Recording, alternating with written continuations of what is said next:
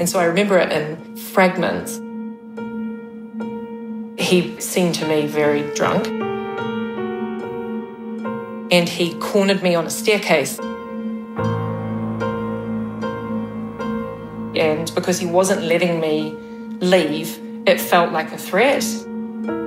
I remember him saying, "I am going to destroy you." Then it started to get sexualized again. You think, well, I'll give you one last shot of testosterone across your bow.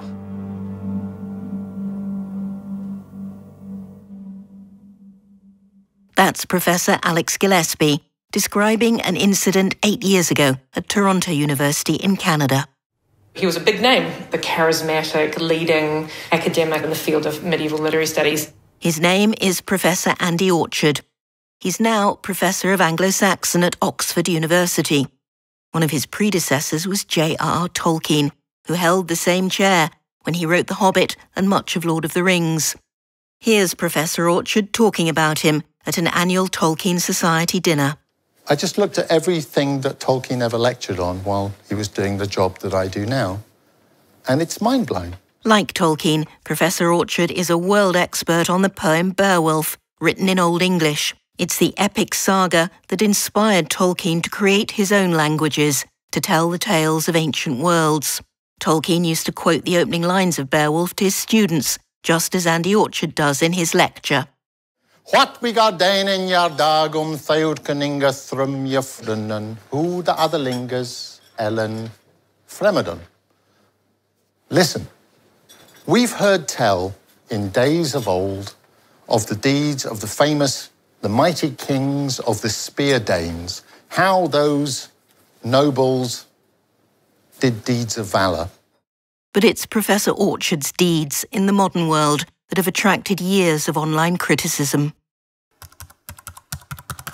Orchard has been on the list of historians who are known to be sexual harassers and abusers for years. I was warned about him.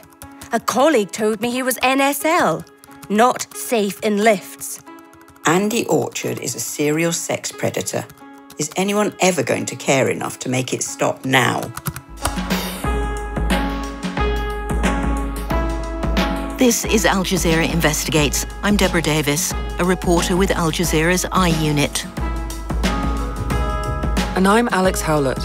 I've been working as a journalist since I graduated from university in 2018. That was when the Me Too movement was already creating a storm around the world. It exposed how men in positions of power and authority exploit women for sexual advantage. The Me Too movement took down powerful men in Hollywood, news presenters, politicians, athletes. But I wanted to know, how much do powerful professors still impact the lives and careers of younger women? Has Me Too reached inside the ancient walls of academia, especially in Britain? We've been researching this story for 2 years now. We've met dozens of women willing to speak out and tell us how their universities failed to protect them from sexual harassment by their lecturers. This is part 1 of Degrees of Abuse.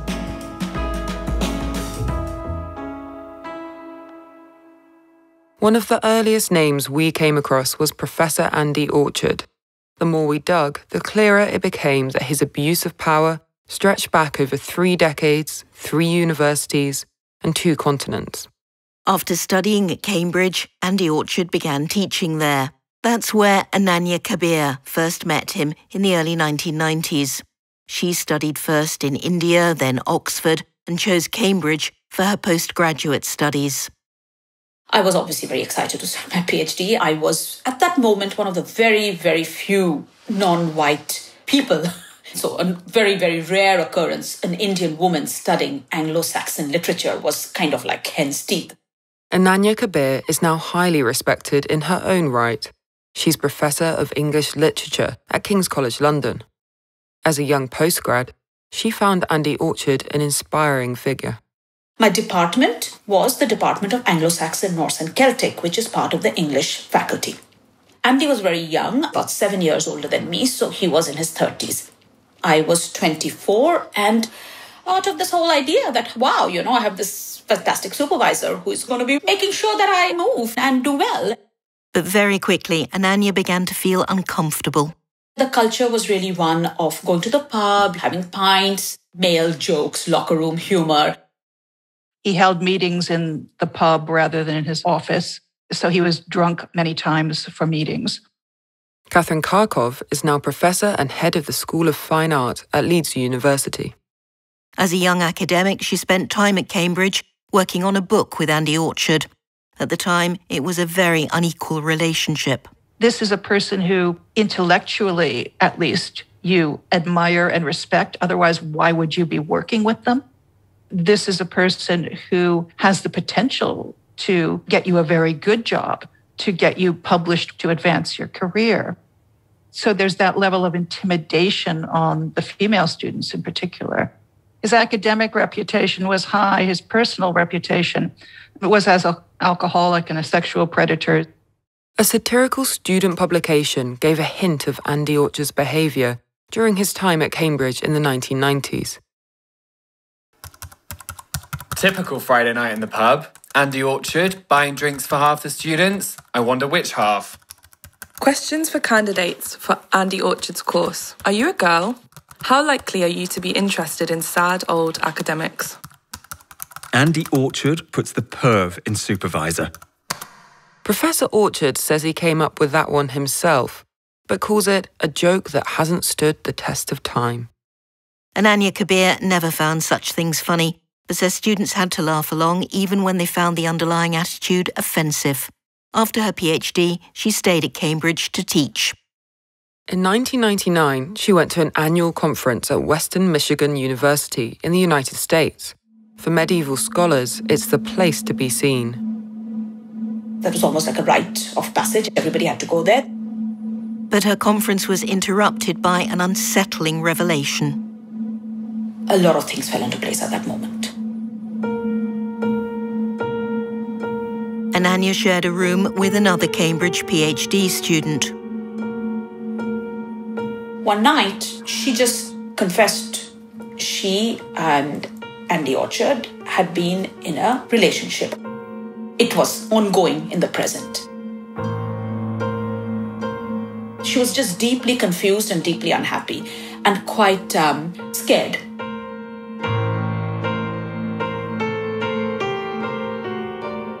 Scared of what? Of some kind of reprisal if she got out? Yeah. We're talking about a powerful figure. Your entire world is your PhD. It's an extremely unequal power relationship. And she just didn't know, even if she wanted to end it or not, how she would go about it, because there was a primal fear. The repercussions were unspecified and therefore nightmarish almost. Back in Cambridge, Ananya told her friend Catherine Kharkov what she'd heard. Both women felt compelled to act. Catherine told a senior academic in Andy Orchard's department. And he said, oh yes, all true. And that the department and the university saw this as a matter of consenting adults. He also added that, well, the woman had been wearing such a lovely dress the evening this started. Who could blame Andy?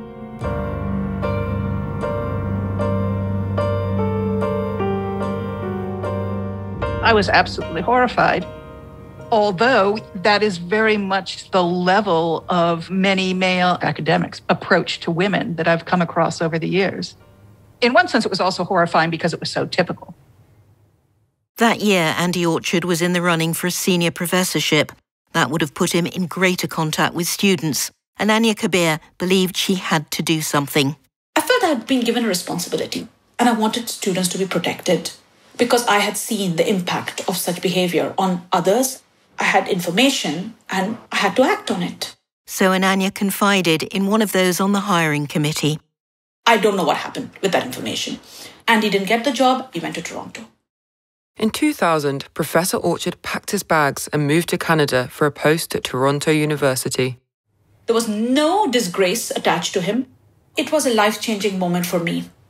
The women he was preying on were left to pick up their own pieces. Nobody cared about them. He was being looked after and he was going from glory to glory, as indeed he has continued to do. Next stop, University of Toronto. Please look right for traffic, Lincoln City. I started a master's degree at the University of Toronto, and I did the one-year degree, and then I did the PhD starting in 2005. Jo was one of Professor Orchard's students at Toronto. She'd rather we didn't use her real name. I went in to study Old English, Old Irish, and eventually picked up Old Norse. And so it was kind of a natural fit that I would run into Andy Orchard. Everyone was so excited. He was this great big shot. And this sense that we were so lucky to have him at the Center for Medieval Studies at Toronto, this glittering academic reputation of just absolute brilliance. But she and classmates quickly went from impressed to disgusted. He used to make a lot of sex jokes. I remember a particularly horrific conversation where he was speculating about the size of a male student's balls because of how deep his voice was. I remember being horrified and embarrassed and laughing along with other people because what else are you going to do? He would definitely talk about different female students' attractiveness. The other thing that I really remember was him speculating about the sex lives of female faculty. How often did I have sex with my husband? Did I like having sex with my husband? He was very good looking. Perhaps I should go home at the end of a given evening and have sex with my husband so that I could have children. That's Professor Alex Gillespie, who you heard from at the very start. She was then a junior academic in Orchard's department. So he would ask me if a particular colleague who we met at a talk or something was a gay, and there'd be a sort of stream of jokes about bumming or backs to the wall boys or those kinds of homophobic jokes. She's risen to become one of Toronto University's vice principals, a powerful voice willing to speak out. But 20 years ago, as a young academic, it was really different. It made me feel very degraded and undervalued and just confused, actually, on some level. In the middle of that, were you ever sort of thinking through, can I actually say something to stop the torrent of this kind of remark? It's so interesting you ask that because there's this instinctive reaction that you should please them, to keep yourself safe and also to be the right kind of woman, the woman who can take a joke. Soon after Andy Orchard arrived in Toronto, Catherine Karkov came over from Leeds for a conference. Like many of Andy Orchard's days, it ended in the pub. Catherine saw, just like at Cambridge, he was in a sexual relationship with another student. The woman with whom he was beginning an affair was sitting next to him. She was already quite drunk, and he spent the evening buying her drinks and flirting with her. But you believe there was more after that? They always showed up at conferences staying in the same hotel room. So certainly there was more going on. That was obvious at a conference in America in 2007. Mary Rambaran-Olm has studied in Canada and the UK and was then a postgraduate student in medieval studies. When you're in academia, when you read someone's work, sometimes those people become like heroes to you, or, you have this reverence for people that you know absolutely nothing about apart from their work. Mary's view changed when she saw Professor Orchard's behaviour at a conference dinner. That sort of stuff stays with you. That's burned into my head.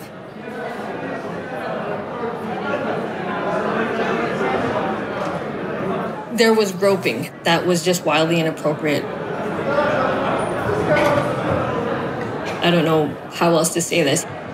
Someone was giving him a hand job under the table. So they eventually got up and left and went to the bathroom together. We didn't know what to do. We didn't know what to say. I mentioned it to 2 senior scholars afterwards. They were shocked, but what on earth do you do? What they did was band together. People started to share their stories with me. They're exhausted with nothing being done. And so I was willing to say his name. The Whisper Network included Catherine Kharkov. That's when we all sort of banded together and began warning students not to work with him, began speaking out in public about him. But he has been all his life very much protected by the institutions he works at.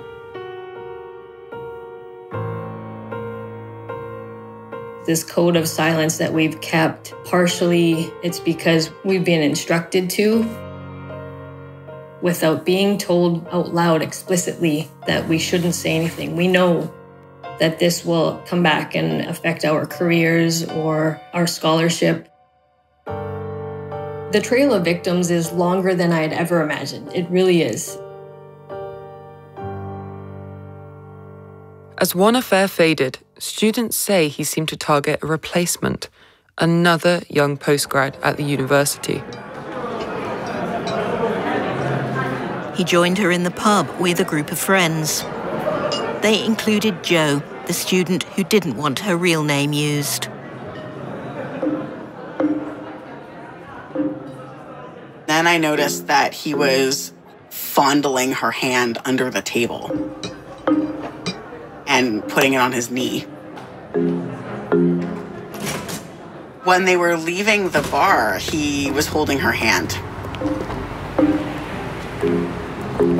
Her friends followed. And then she made a call me sign with her hand as she walked away. Like she was telling us, I'm not okay with this in some way. I was worried that he was trying to sleep with her, and it was clear that she was really alarmed. After another 2 hours, their friend emerged from the pub alone. She was distraught and very, very upset, very confused, very scared, very, very scared. So what she told us was that he'd said that he was in love with her and that he wanted to leave his wife and kids for her. I mean, that's pretty intense to have your PhD supervisor say, I want to leave my wife and kids for you because I'm in love with you. Why do you think she didn't feel she could just say to him, good night, I'm going with my friends and not with you? Because of the power he had over her career and her degree. First, the girl herself, then her friends, reported Andy Orchard to one of their senior advisors, Professor David Townsend. I was appalled by what she told me she'd been subjected to. I got in touch with the university's sexual harassment officer. David Townsend was very supportive, and there was a question of whether there was going to be a formal sexual harassment complaint. Jo says at that point, the student decided to keep it an informal complaint. I believe she would have to be in the room with him at some point to talk about it, and I don't think she was up for that, understandably. That's something we've heard from so many women we've spoken to during the 2 years of our investigation. They feel the complaint system in their universities is so daunting and stacked against them, they keep silent. So at Toronto, Professor Townsend says the matter was dealt with quietly.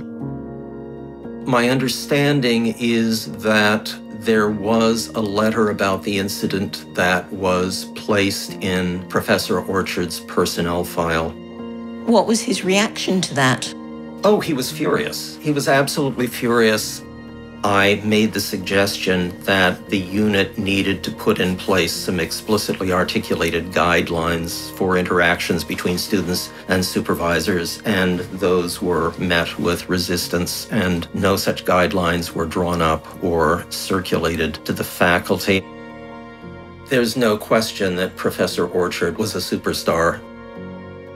It's not clear to me that it was so much the fear of losing him as the fear of retaliation through a lawsuit.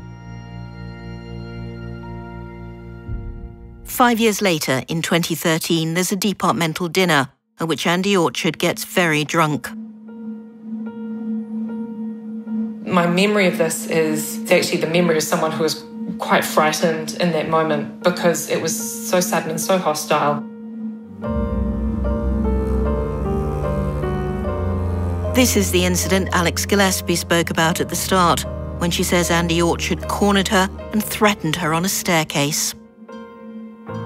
I remember him saying, "You are part of a queer, feminist," I believe he also said Jewish conspiracy to overthrow the study of Latin and philology at the University of Toronto to destroy my legacy in the study of Old English. But I'm not going to let that happen. I am going to destroy you. And then it started to get sexualized again. Well, I'll give you one last shot of testosterone across your bow. And because he wasn't letting me leave, it felt like a threat. I didn't cry, but I was quite shaky and trying to calm him down, asking him to let me leave, unable to do so.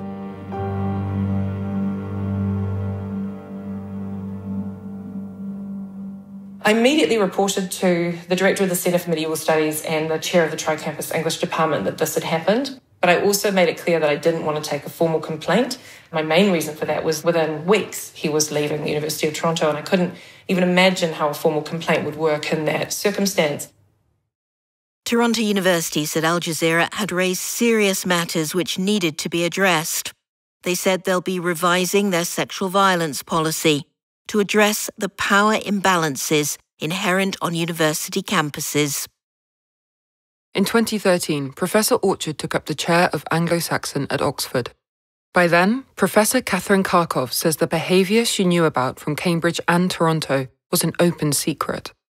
She finds it hard to believe Oxford knew about his expertise in the medieval world, but not his reputation in the modern one. Certainly there are things I would like to say to Oxford University about Andy Orchard. That he needs to be stopped. He should never have been hired. He may be a big name in the field, but he's also very destructive to the field. Oxford University said it doesn't tolerate any form of harassment and takes all allegations very seriously. Al Jazeera put its findings to Professor Orchard. We received a 5-page letter from his lawyers in return. This provided his response to a number of the allegations, but prohibited us from including these responses in this podcast. We can say, however, that he disputes our findings. Professor Orchard remains an admired scholar and an entertaining speaker. Here he is again at the Tolkien Society dinner.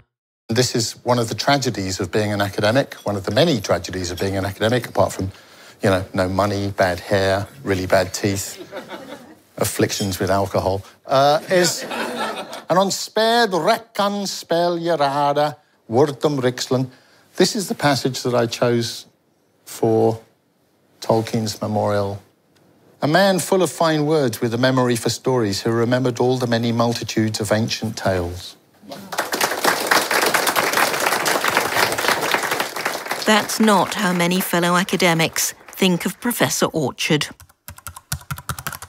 I call on Oxford to explain why they have rewarded and protected Andy Orchard, who has one of the worst reputations in medieval studies for his harassment of women. I won't attend a conference at which Andy Orchard is a plenary speaker. I won't assign his work as reading for my classes. He was my first mentor, and I want nothing to do with him.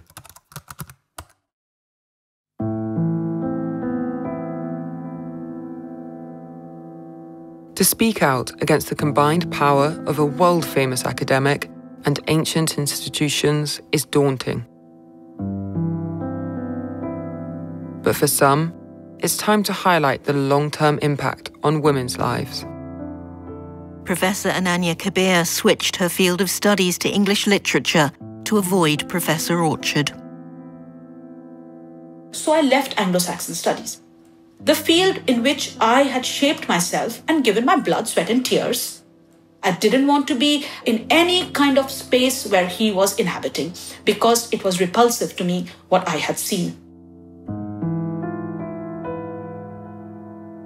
I knew that I was not going to be protected, but he was going to be protected. Even 20 years on, Ananya Kabir is still disturbed when she has to visit Cambridge.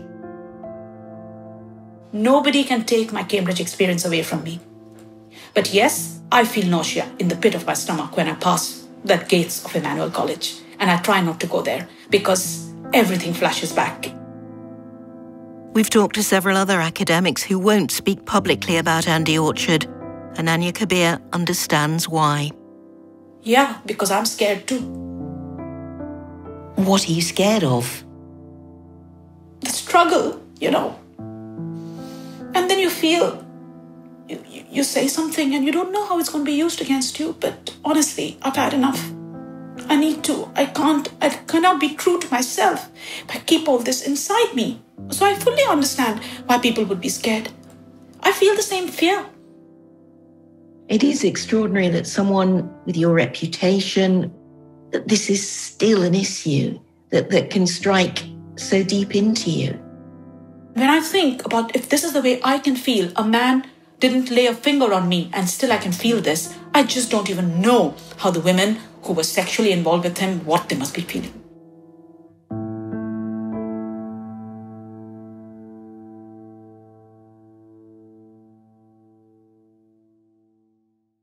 Last word to Professor Alex Gillespie, who says she was abused and threatened as a young academic.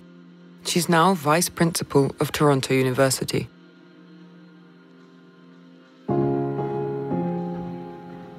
Finally, I have reached a position where if I spoke, if I said no, there couldn't be reprisals.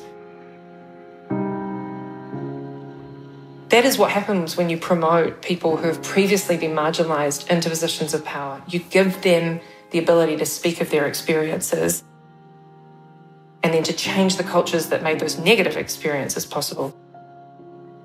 I no longer want to be complicit in this damaging silence.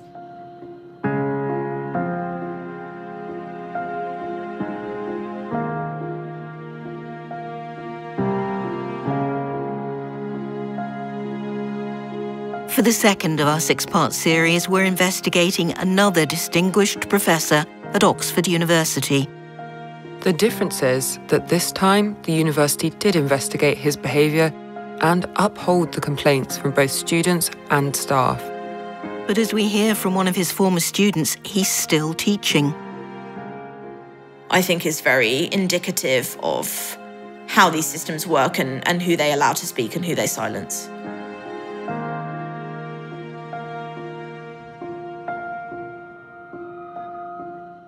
If you've been affected by any of these issues, we've compiled a list of helplines and support organisations. Details are available on our website, ajiunit.com.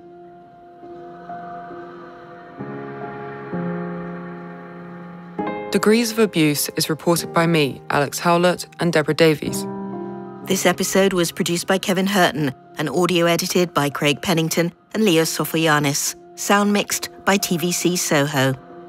Joe DeFries is the executive producer and Phil Rees is Al Jazeera's director of investigative journalism. More strong stories in the rest of this series. Do join us. If you haven't already, subscribe to Al Jazeera Investigates, however you listen to podcasts.